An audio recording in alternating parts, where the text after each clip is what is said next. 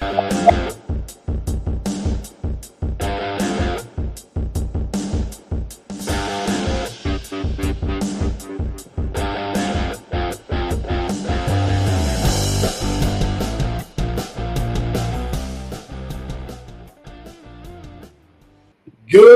morning, hockey fans. This is Stephen Heisler with HeisHockey.com, the victorious hockey company.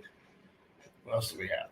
And the absolutely nuts, scary, eccentric, a little bit boring this month, Junior Hockey Discussion Group on Facebook. You are watching the Junior Hockey Morning Show. We are on the World Sports Broadcasting Network. That is WSBN.TV, Facebook, X, YouTube, wherever you are today, in your car, in your office, at home. Hope that you are enjoying the warm weather and this amazing day in hockey. All right, USA Hockey meetings wrapped up in Denver.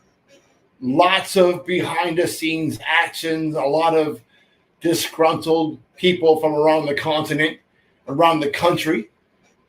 Topic in the hallways had more to do with non-sanctioned hockey in Canada, here in the United States, than anything else. And the biggest threat to the status quo was when anybody wants to talk about AAA. And that's what we're going to talk about today. AAA hockey has become little more than a smoke show and a moneymaker for these tournament directors, leagues, to make money off of tournaments.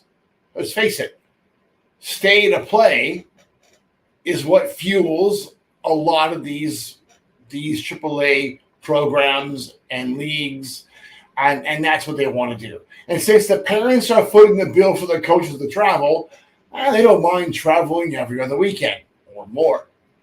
But let's be realistic.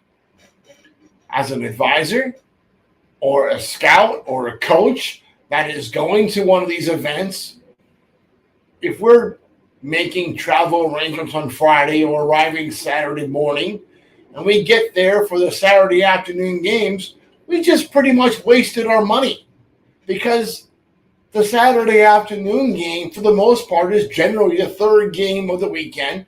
They've already played Friday. They played Saturday morning. And that Saturday evening, late afternoon game looks more like a 4-on-4 shitty than it is AAA hockey. This could be at the 14s, 15s, 16s, 18s. Doesn't matter. It's all pretty much a poop fest. All but unwatchable. And what makes matters worse is that now these programs are super junior, super elite, prospect, whatever the hell they want to call them this month. The Tier 1 Junior Super League, the Fantastic Four League, whatever it happens to be this week. It's all a bunch of players. A lot of kids are getting flown in from all over the country to play on these super all-star select teams. And they're getting very little practice, if any, maybe 3 or 4 times a season, not 3 or 4 times a week if they were playing regular hockey somewhere. And this is what it's become. A toy for very, very rich kids. And that's too bad. It shouldn't be like that. Because where's the developmental advantages of not practicing, of playing 5 games in 3 days, 4 games in 3 days? There's none. It's become a mess. And we got to fix it. So who's the man for the job? AAA is governed by USA Hockey. The districts in every state association seems to have a different set of rules for who can play, who can't play. That is before even going into what happens for national, state, district, and national team selections. Those camps are all but a political disaster. And it seems like state associations and affiliates are more concerned about limiting players' options than expanding them. Well, they're about to get really pissed off at me. Here's why.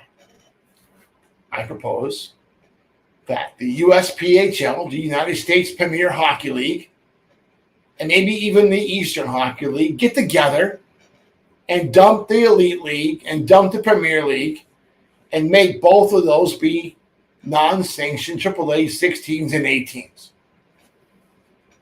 Instead of having one team under your junior team, have two.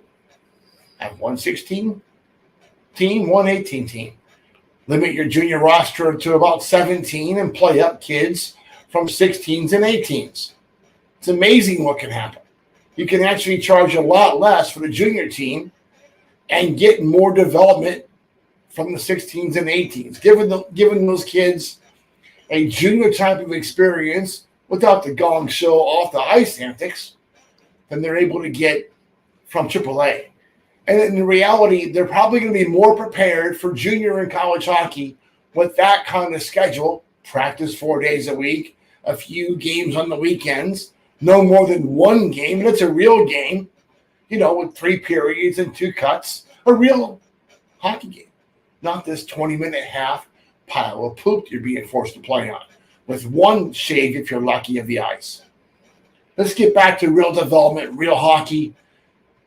I propose that Murray Gunty and the Black Bear Sports Group take up this issue. Can't do it 24-25. They certainly could for 25-26 and let the bodies hit the floor. I'm not sure if the USPHL partners are going to go along with this. It does make more economical sense for them to. They'll get more bang for their buck. They could invite more teams from around their geographical area to join in their AAA league. What's to stop them? USA Hockey's been stopping them in every different direction. Who needs USA Hockey? They do it themselves. If anybody on the planet can pull this off, probably anybody on the globe, it's Murray Gunty. And he just may do it. That's it for today. Hope that you enjoyed your morning coffee and have a great day in hockey.